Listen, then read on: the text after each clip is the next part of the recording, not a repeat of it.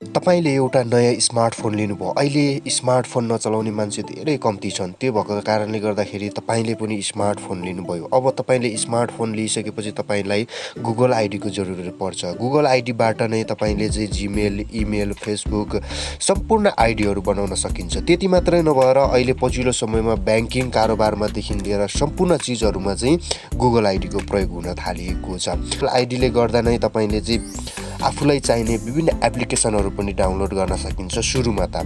त्यसपछि चाहिँ तपाईको यो गुगल आइडीलाई चाहिँ कसरी चाहिँ प्रोटेक्ट गर्ने, अरूले ह्याक गर्न नसकिने गरेर कसरी प्रोटेक्ट गर्ने भनेर पनि म सिकाउने छु। स्टेप बाई स्टेप भिडियोलाई हल्का पनि स्किप नगरिकन हेर्नु होला।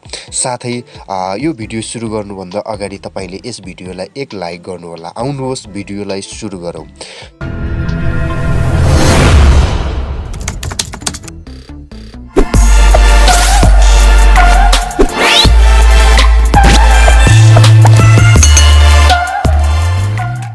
सबैभन्दा सुरुमा तपाईको जुनसुकै मोबाइल भए पनि सेटिङ ओपन गर्नु होला।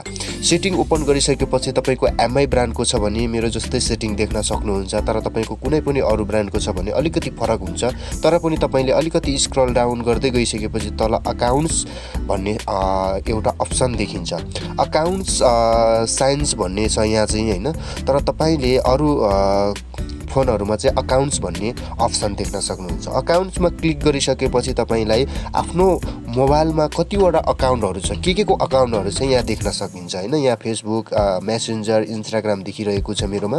हो त्यस्तै तपाईको यति नयाँ छ भने तपाईको यहाँ कुनै पनि अप्सनहरु देखिदैन र तपाईलाई डाइरेक्ट एड अकाउन्ट भन्ने ठाउँमा थिच्नुपर्ने हुन्छ।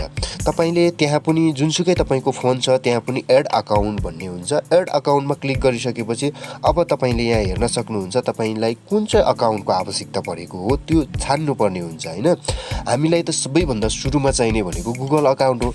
अब गुगल अकाउन्टमा क्लिक गर्नुपर्ने हुन्छ। गुगल अकाउन्ट बनाउनका लागि गुगल अकाउन्टमा क्लिक गरिसकेपछि एकछिन तपाईको यस्तो खालको इन्टरफेस देखिन्छ। राखिएको थियो त्यो भएको कारणले गर्दाखेरि यस्तो इन्टरफेस देखियो। लक हानेर चाहिँ मैले क्लिक गर्ने बित्तिकै यो खुल्छ है। यो मोबाइलको एउटा प्रोटेक्सन हो। अरूले यो नचलाउन् भन्नका लागि यो आफ्नो लक खोजिरहेको छ। र एकछिन तपाईको यो चाहिँ यस्तै खालको देखिरहन्छ चेकिङ इन्फोहरू हैन। तपाईको सेटिङहरू मोबाइलले चेक गर्छ हैन। त्यो चेक गरिसकेपछि तपाईको केही समयपछि हामीले चाहिँ क्रिएट गर्ने अप्सन खोल्छ। यहाँ हेर्न सक्नुहुन्छ तपाईको क्रिएट गर्ने अप्सन खोल्यो। अब यो गुगल अकाउन्ट बनाउनका लागि अथवा चाहिँ जीमेल अकाउन्ट, गुगल अकाउन्ट एउटै हुन्छ, यो नजुकिने होला। Gmail account, email account, Google account एउटै हुन्छ। तपाईले कुनै पनि पसल वा कुनै पनि कम्प्युटर सेन्टरबाट चाहिँ तपाईले इमेल चाहिँ बनाएर ल्याउनु भएको छ भने त्यो इमेल र पासवर्ड हानेर सिधै खोल्न सकिन्छ।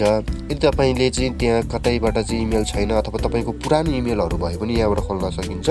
र छैन भने तपाईले क्रिएट अकाउन्टमा क्लिक गर्नु होला।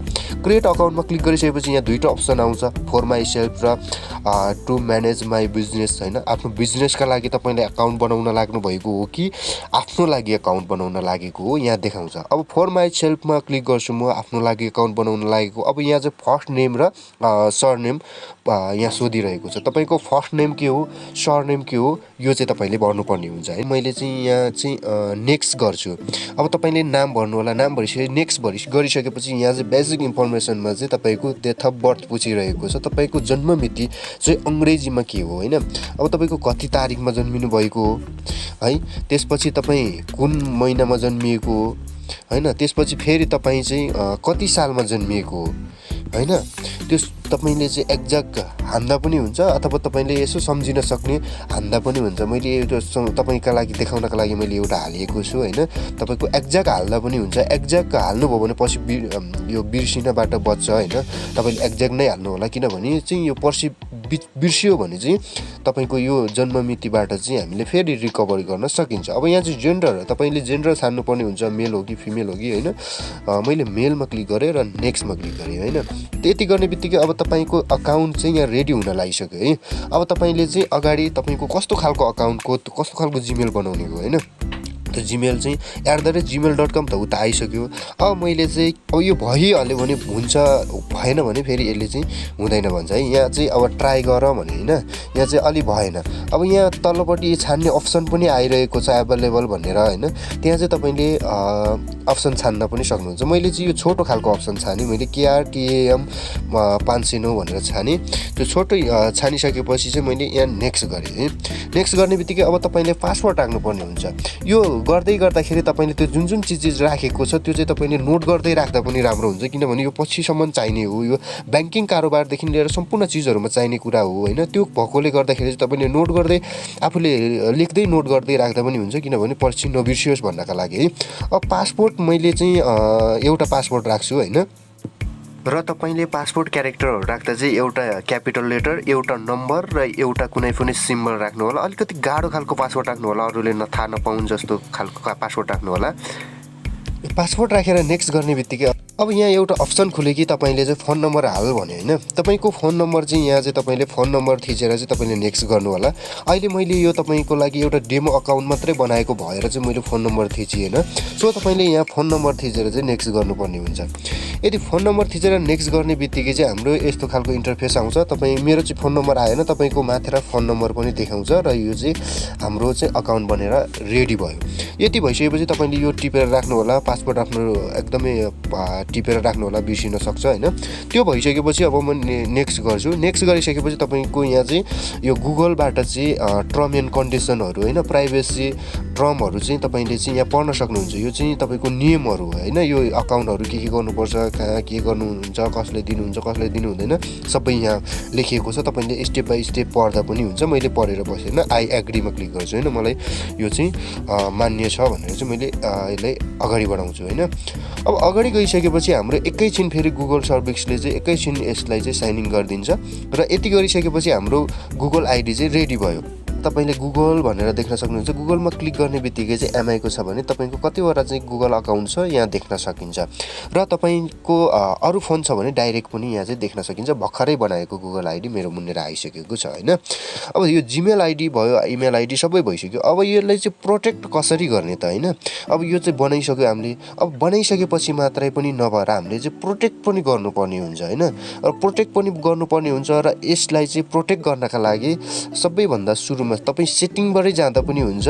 मैले चाहिँ सजिलोका लागि जिमेल अकाउन्ट खोलेँ।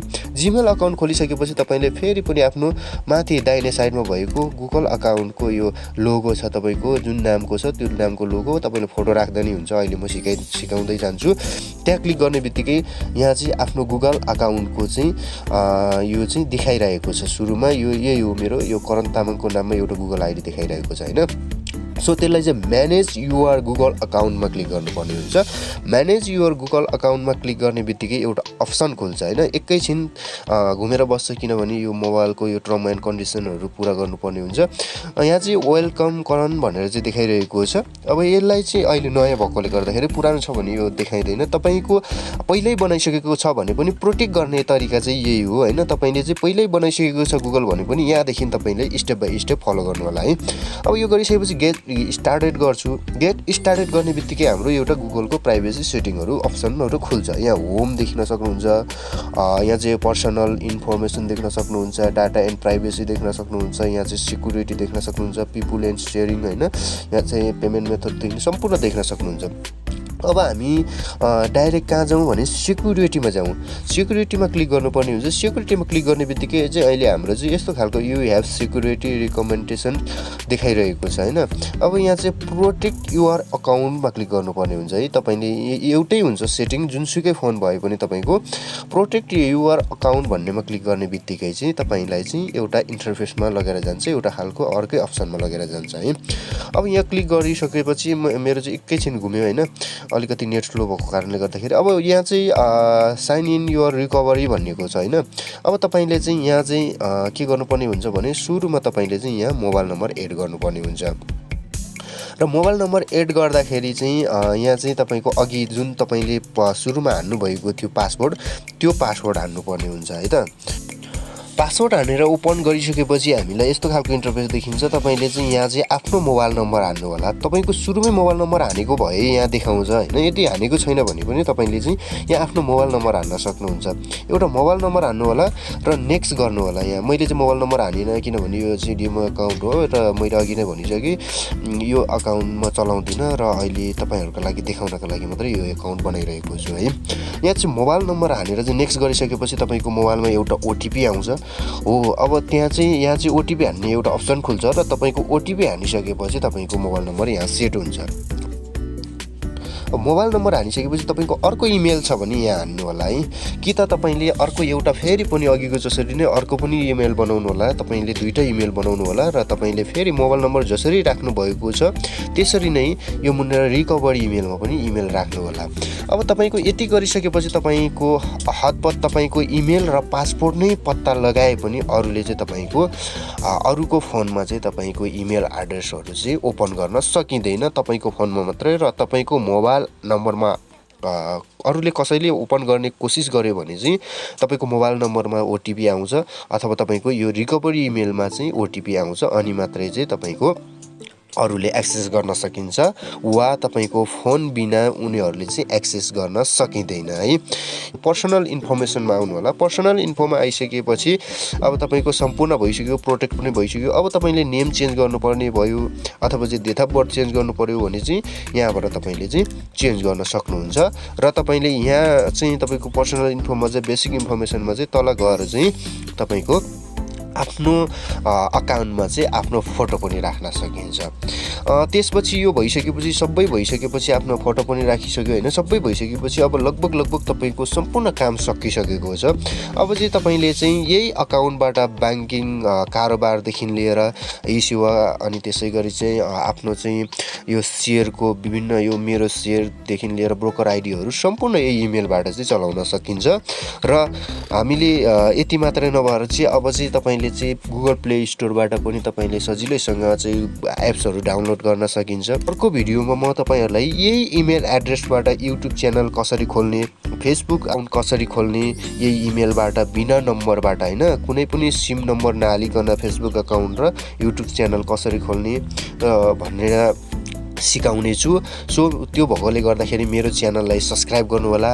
यो भिडियो कस्तो लाग्यो तपाईँको सल्लाह सुझाव प्रतिक्रिया कमेन्ट गर्नुहोला। भिडियो सम्बन्धी कुनै पनि नबुझिएको कुराहरू छन् वा प्रश्नहरू छन् भने मलाई कमेन्ट गर्नुहोला। तपाईँको मोबाइलमा यदि गुगल आइडी खोल्न सकिएन भने पनि मलाई कमेन्ट गर्नुहोला। पूर्ण रूपमा म तपाईँलाई गाइड गरेर चाहिँ सिकाउने कोसिस गर्नेछु।